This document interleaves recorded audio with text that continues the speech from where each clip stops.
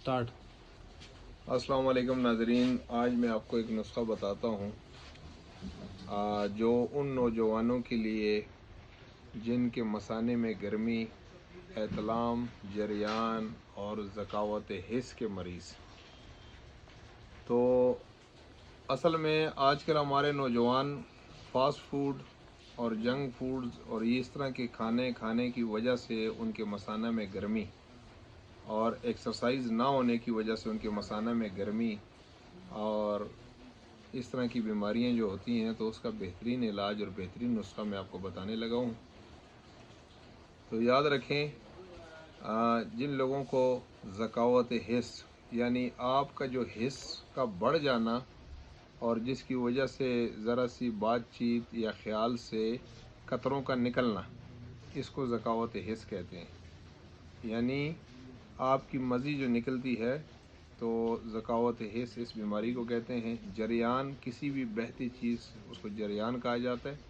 यानी आपको मज़ी या वदी या मनी कोई चीज़ निकल रहा है जिस्म में से, जिसकी वजह से आपकी हड्डियां कमज़ोर, तबीयत में चिड़चिड़ापन, गुस्सा ज़्यादा और ताकत में कमी, बेहिम्मती और सुस्ती शुरू हो जाती है। तो एतलाम यानी ख्वाब के अंदर आपके कपड़ों का नापाक हो जाना।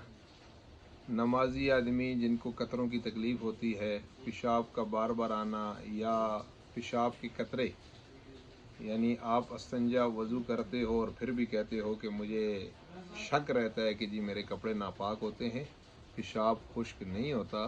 तो ये सारा मसाने से रिलेटेड चीज़ें हैं और इनके लिए एक नुस्खा मैं आपको बताने लगा हूँ। आप इस्तेमाल करें, इंशाअल्लाह अल्लाह आपको शफा देगा। तो याद रखें, बड़ा आसान नुस्खा है। इसमें नंबर 1 ताल मखाना, नंबर 2 ये आप नोट करें, आप अपने पास खुद बनाएं, इंशाअल्लाह आपको फ़ायदा होगा।